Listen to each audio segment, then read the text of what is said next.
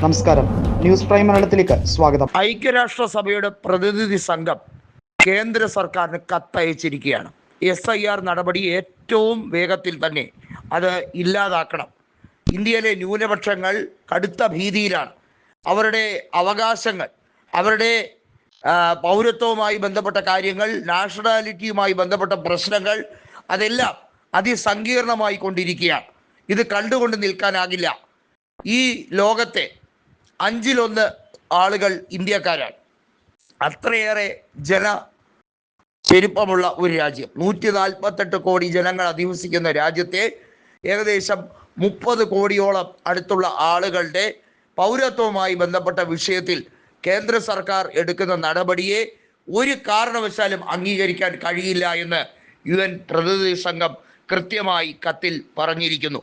ഇത് നരേന്ദ്രമോദിക്കും അതുപോലെ BJP നേതൃത്വത്തിനും കിട്ടിയ ഏറ്റവും വലിയ തിരിച്ചടിയാണ്. മറ്റുള്ള രാജ്യങ്ങളിൽ നരേന്ദ്രമോദിക്ക് ഊഷ്മളമായ വരവേൽപ്പാണ് എന്ന് പറയുമ്പോഴും അദ്ദേഹം നടത്തിയ വിദേശ പര്യടനങ്ങളിൽ പലയിടത്തും അദ്ദേഹത്തിനെതിരെ വലിയ രീതിയിലുള്ള പ്രക്ഷോഭം നടക്കുന്നുണ്ട്. പക്ഷേ അതാത് രാജ്യങ്ങളിലുള്ള ഭരണാധികാരികൾ അതൊക്കെ തടയിടാൻ പരമാവധി ശ്രമങ്ങൾ നടത്തുന്നതുകൊണ്ട് അതൊന്നും മുഖ്യധാര മാധ്യമങ്ങളിൽ എത്തുന്നില്ല, അഥവാ ഗോദി മീഡിയകൾ അതൊന്നും സംപ്രേഷണം ചെയ്യുന്നില്ല എന്നുള്ളതാണ് യാഥാർത്ഥ്യം.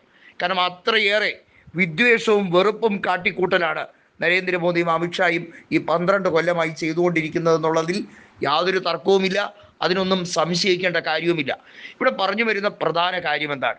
നരേന്ദ്രമോദി 2014 അധികാരമേറ്റതിന് ശേഷം ഘട്ടം ഘട്ടമായാണ് അദ്ദേഹം വർഗീയതയുടെയും ഈ വലിയ തോതിലുള്ള ജനങ്ങൾക്കിടയിലെ ഭിന്നിപ്പും അതിരൂക്ഷമായി കൊണ്ടുവരാൻ ശ്രമിച്ചത്. കശ്മീർ അബ്രോഗേഷനുമായി ബന്ധപ്പെട്ട കാര്യമായിരുന്നാലും, മുത്തലാഖായിരുന്നാലും, എന്ത് പ്രശ്നമായിരുന്നാലും അതൊക്കെ കൃത്യമായി അടുത്ത ഘട്ടത്തിലാണ് പ്ലാൻ ചെയ്തത്. അതായത് അവരുടെ അജണ്ടകൾ ഓരോ കാലഘട്ടം കഴിയുമ്പോഴുമാണ് അത് അൺഫോൾഡ് ചെയ്ത് കൃത്യമായി വരുന്നത്, അതായത് അൺബോക്സ് ചെയ്യപ്പെടുന്ന ഒരു സമയമാകുന്നത്. ഇവിടെ പ്രധാനമായും ഇനി എന്താണ്?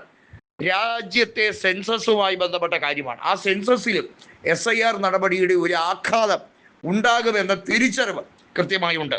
അത് കപിൽ സിബൽ വള്ളിപുള്ളി തെറ്റാതെ പറയുന്നുമുണ്ട്.